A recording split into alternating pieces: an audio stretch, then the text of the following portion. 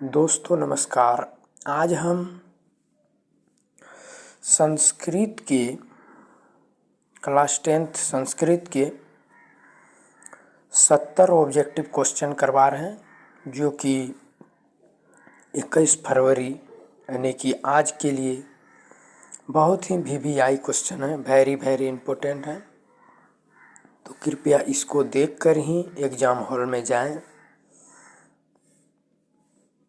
तो चलते हैं हम संस्कृत की तरफ। सत्य का मुख किससे ढका होता है? सोने जैसे पात्र से या हिरण्मयेन पात्रेन। सत्य का मुख किससे ढका होता है? तो सोने जैसा पात्र, या उसको संस्कृत में कहें तो हिरण्मयेन पात्रेन से। किसकी जीत होती है? सत्य की। किसकी जीत होती है? सत्य की। और हार किसकी होती है? असत्य की।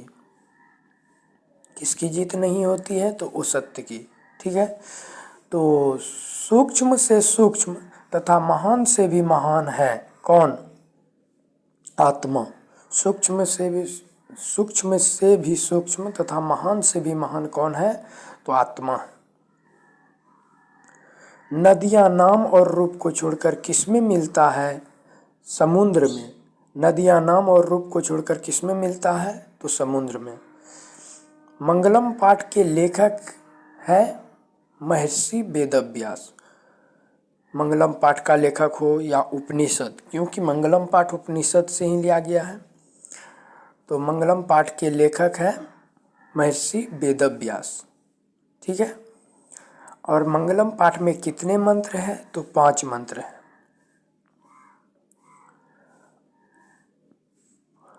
पाटलिपुत्र का प्राचीन ग्रंथों में क्या नाम मिलता है? तो पुष्पपुर या कुसुमपुर। पाटलिपुत्र का प्राचीन ग्रंथों में क्या नाम मिलता है? तो पुष्पपुर या कुसुमपुर। काव्य मीमांसा के लेखक कौन है? राजशेखर। काव्य मीमांसा के लेखक कौन है? राजशेखर। ठीक है। और फिर कूटनिमंतम नामक काव्य के लेखक कौन है? तो दामोदर गुप्त हो जाएगा। ठीक है। कूटनिमंतम नामक काव्य के लेखक पूछ दिया तो दामोदर गुप्त हो जाएगा। काव्य मीमांसा का राजशेखर हो जाएगा। और मुद्रा राक्षस का विशाख दत्त हो जाएगा। ठीक है। तो आगे चलते हैं। गुप्त वंश के शासनकाल पटना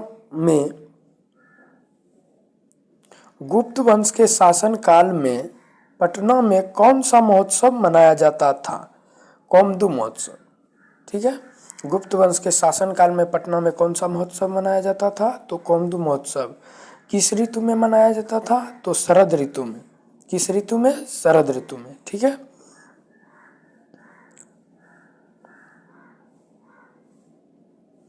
और वो महोत्सव आज जैसे दुर्गा पूजा में समारोह होता है, उसी प्रकार कौमुदी महोत्सव हुआ करता था। मौर्य वंश का संस्थापक कौन है? चंद्रगुप्त मौर्य। मौर्य वंश का संस्थापक कौन है? तो चंद्रगुप्त मौर्य। बुद्ध के समय में पटना का नाम क्या है? तो बुद्ध के समय में पटना का नाम पाटलीग्राम था। और भगवान बुद्ध ने पटना के बारे में भविष्यवाणी किया था कि पटना एक दिन महानगर बनेगा, लेकिन इसको 3 चीज़ का भय सदा रहेगा: आग, झगड़ा और बाढ़। अलस कथा किस ग्रंथ से लिया गया है? तो ये लिया गया है पुरुष परीक्षा नामक ग्रंथ से। ठीक है। अलस कथा किस ग्रंथ से लिया गया है? तो पुरुष परीक्षा नामक ग्रंथ से। बृहस्पति कहाँ के मंत्री थे? तो मिथिला के थे। ठीक है। बृहस्पति कहाँ के मंत्री थे? तो मिथिला के। बृहस्पति स्वभाव से कैसे थे? तो दयावान, दानशील। विद्यापति किस भाषा के कवि थे? तो विद्यापति मैथिली भाषा के थे। ऐसे तो संस्कृत भी है, उसका अवहट भी है, लेकिन इसमें आप में अगर आएगा तो उसमें मैथिली ही मारना है। आलसशाला में आग क्यों लगाई गई? आलसियों की परीक्षा लेने के लिए।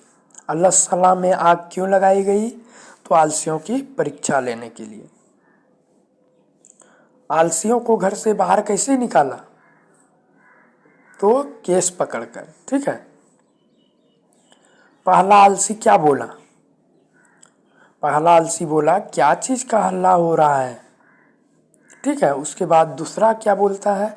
दूसरा कहता है कि लगता है घर में आग लग गया है। तीसरा क्या बोला? तीसरा बोलता है ऐसा कोई दयावान व्यक्ति नहीं है जो भीगा हुआ कंबल से इस झोपड़ी को ढक दे। चौथा बोला अरे बचाल, चुप नहीं रह सकते हो, चुप रहो।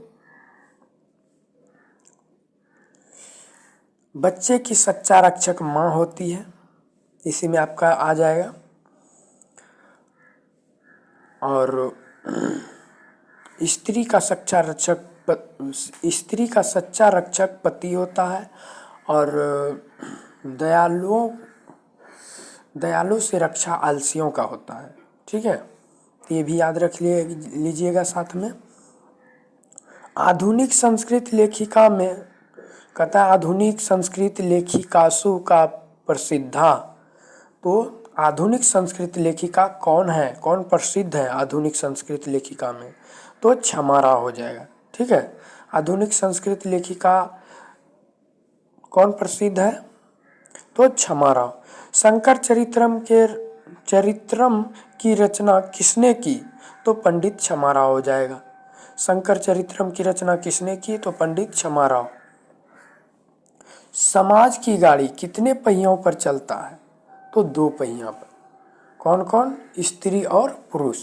समाज की गाड़ी कितने पहिए पर चलता है? तो 2 पहिए पर, स्त्री और पुरुष। वर्तमान काल की संस्कृत लेखिका कौन है? तो मिथिलेश कुमारी मिश्र हो जाएगा।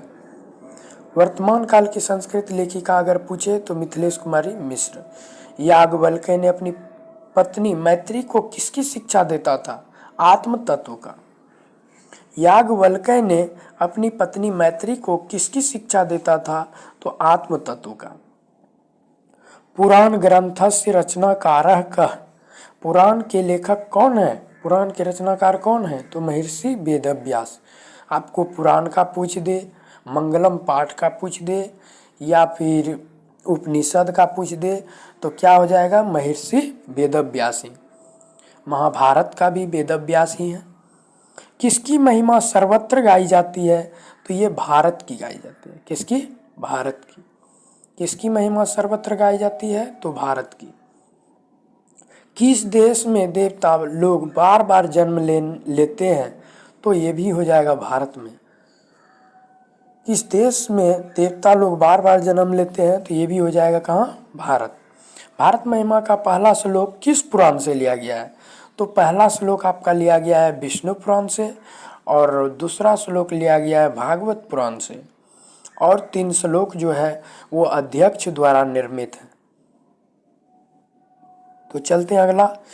भारत की शोभा से कौन प्रसन्न होते हैं? तो ये भी हो जाएगा ईश्वर। भारत की शोभा से कौन प्रसन्न होते हैं? तो ईश्वर। संस्काराः कति सन्ति? संस्कार कितने हैं? षोडशः नीचे 16। संस्कार कति सन्ति? तो संस्कार 16 है। जन्म के पहले 3 संस्कार, शैशवा अवस्था में 6 संस्कार, फिर आपका शिक्षा संबंधी 5 संस्कार, और फिर विवाह संस्कार और एक अंतिम संस्कार। कुल मिलाकर संस्कारों की संख्या 16। अगर संस्कार का प्रकार पूछे तो 5 होगा। ठीक है, जन्म के पहले फिर शैशवावस्था, शिक्षा संबंधी, विवाह और अंतिम, इस तरह 5 संस्कार होगा। और कुल पूछे तो 16 हो जाएगा। ठीक है, या तो 16 रहे या 5 रहे, दोनों में से किसी एक को टिक करना है। दोनों में से कोई एक ही रहेगा, या तो 16 रहेगा या 5 रहेगा। ठीक है, तो हम आगे बढ़ते हैं। बचपन यानी कि शैशवावस्था में कितने संस्कार होते हैं? तो 6 होते हैं। बचपन में या शैशवावस्था में कितने संस्कार होते हैं? तो 6 होते हैं। ठीक है, भारतीय संस्कृति का परिचय किससे मिलता है? तो संस्कारों से मिलता है। भारतीय संस्कृति का परिचय किससे मिलता है? तो संस्कारों से। सप्तपदी क्रिया किस संस्कार में संपन्न की जाती है? तो विवाह संस्कार में। सप्तपदी क्रिया किस संस्कार में संपन्न की जाती है? तो विवाह में।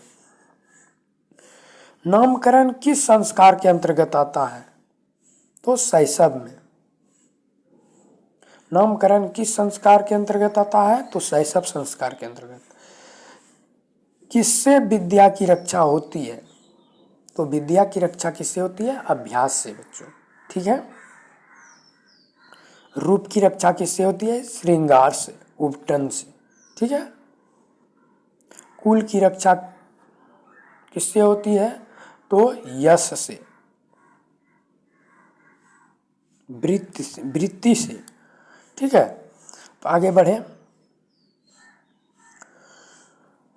विदुर नीति किस ग्रंथ का अंश है? तो विदुर नीति जो है महाभारत का ग्रंथ, महाभारत का अंश है, ठीक है। महाभारत से ही लिया गया है विदुर नीति।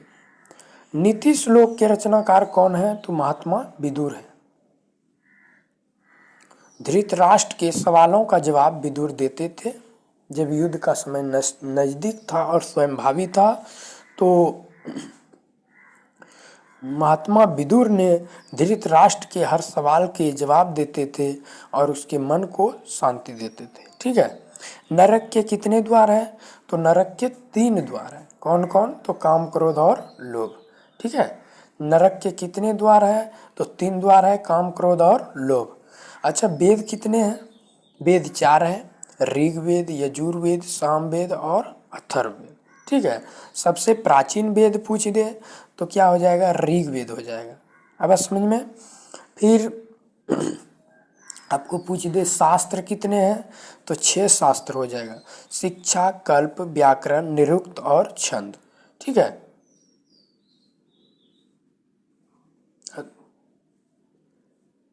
वेदांग 6 है, सॉरी, वेदांग 6 है। शिक्षा, कल्प, व्याकरण, निरुक्त, छंद, ज्योतिष, ठीक है। नीति श्लोक के रचनाकार कौन है? तो महात्मा विदुर है। क्षमा किसकी हत्या करती है? तो क्रोध की। क्षमा किसकी हत्या करती है? तो क्रोध की करती है, ठीक है। करमवीर कौन है? तो करमवीर जो है राम प्रवेश राम है, ठीक है। करमवीर कौन है? तो राम प्रवेश राम है। बालक किसके शिक्षण शैली से आकर्षित हुआ? तो शिक्षक के। बालक राम प्रवेश राम जो है किसके शिक्षण शैली से आकर्षित हुए? तो शिक्षक के, ठीक है। करमवीर कथा समाज के किस वर्ग की कथा है? तो ये दलित वर्ग की है। किस वर्ग की है? दलित वर्ग की, ठीक है। करमवीर राम प्रवेश राम ने किस परीक्षा में उच्च स्थान प्राप्त किया? तो केंद्रीय लोक सेवा में, ठीक है। करमवीर राम प्रवेश राम ने किस परीक्षा में उच्च स्थान प्राप्त किया? तो केंद्रीय लोक सेवा में। किसकी ख्याति सभी जगह गूंजने लगी? तो राम प्रवेश राम का। किसकी ख्याति सभी जगह गूंजने लगी? तो राम प्रवेश राम के, ठीक है।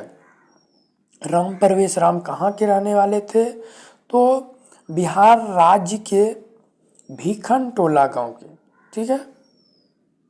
बिहार राज्य के भीखन टोला नामक गांव के थे, ठीक है। आगे बढ़े। स्वामी दयानंद सरस्वती ने आर्य समाज की स्थापना मुंबई में कब किया? तो ये हो जाएगा 1875 में। स्वामी दयानंद सरस्वती ने आर्य समाज की स्थापना किया, ठीक है। और ये कब किया? तो 1875 में। कहाँ किया? तो मुंबई में, ठीक है। घर छोड़कर स्वामी दयानंद कहाँ गए? तो घर छोड़कर स्वामी दयानंद कहाँ चले गए? तो मथुरा चले गए, ठीक है। अब अगला क्वेश्चन है, स्वामी दयानंद का बचपन का नाम क्या है? तो स्वामी दयानंद के बचपन का नाम है मूल शंकर। क्या है? मूल शंकर। स्वामी दयानंद सरस्वती का जन्म गुजरात के टंकारा नामक ग्राम में कब हुआ था? तो 1824 ईस्वी में, ठीक है। पूछेगा स्वामी दयानंद सरस्वती का जन्म कहाँ हुआ था? तो गुजरात के टंकारा नामक ग्राम में। कब हुआ था? तो 1824 में, ठीक है। सत्यार्थ प्रकाश किसकी रचना है? तो ये हो जाएगा स्वामी दयानंद सरस्वती, ठीक है। सत्यार्थ प्रकाश किसकी रचना है? तो स्वामी दयानंद सरस्वती। मंदाकिनी नदी किस पर्वत के निकट बहती है? तो ये हो जाएगा चित्रकूट। मंदाकिनी नदी किस पर्वत के निकट बहती है? तो ये हो जाएगा चित्रकूट। ठीक है। मंदाकिनी वर्णम पाठ के कवि कौन है? तो मंदाकिनी वर्णनम पाठ के कवि है महर्षि वाल्मीकि। ठीक है। मंदाकिनी किसके किनारे है? तो चित्रकूट के नीचे है। ठीक है, चित्रकूट के पास। मंदाकिनी में श्री राम, लक्ष्मण और सीता समेत जब वनवास काल में वहाँ जाते हैं तो श्री राम जी मंदाकिनी के शोभा से मुग्ध होकर सीता से कहते हैं कि हे सीते, इस सुंदरता को, इस नदी की सुंदरता को देखो। ठीक है, तो वही है मंदाकिनी नदी। तो मंदाकिनी नदी कहाँ से लिया गया है? तो ये लिया गया है महर्षि वाल्मीकि जी द्वारा रचित रामायण के अयोध्या कांड के 95वें सर्ग से लिया गया है। ठीक है, वाल्मीकि जी द्वारा रचित वाल्मीकि जी द्वारा रचित रामायण के अयोध्या कांड के 95वें सर्ग से लिया गया है मंदाकिनी वर्णन। ठीक है। अब रघुवंश काव्य की रचना किसने की? तो रघुवंश काव्य का रचना कालिदास ने किया। किसने किया? कालिदास ने। ठीक है, रघुवंश काव्य की रचना किसने की? तो कालिदास ने। सीता रामचंद्र की कौन थी? तो सीता जो है पत्नी थी रामचंद्र की। ठीक है, सीता रामचंद्र की कौन थी? तो पत्नी थी। लक्ष्मण रामचंद्र का कौन था? तो भाई था। ठीक है, याद रहेगा। ऐसा नहीं कि हिंदी में सीता को 3 लड़का था तो वैसा कर दीजिएगा, ऐसा नहीं है। इसमें रामायण की बात की गई है। मंदाकिनी वर्णन पाठ में किस नदी का वर्णन है? तो मंदाकिनी, उसे गंगा भी कह सकते हैं। अगर ऑप्शन में मंदाकिनी रहेगा तो मंदाकिनी मारना है, नहीं तो गंगा पर टिक करना है। ठीक है। हितोपदेश का अर्थ क्या है? हितोपदेश, हित जोड़ उपदेश, यानी कि हित का उपदेश। आया बात समझ में? हितोपदेश का अर्थ क्या होगा? तो हित का उपदेश। व्याघ्र के हाथ में क्या था? व्याघ्र यानी कि बाघ, वृद्ध बाघ के हाथ में क्या था? तो स्वर्ण कंगन था। क्या था? स्वर्ण कंगन था।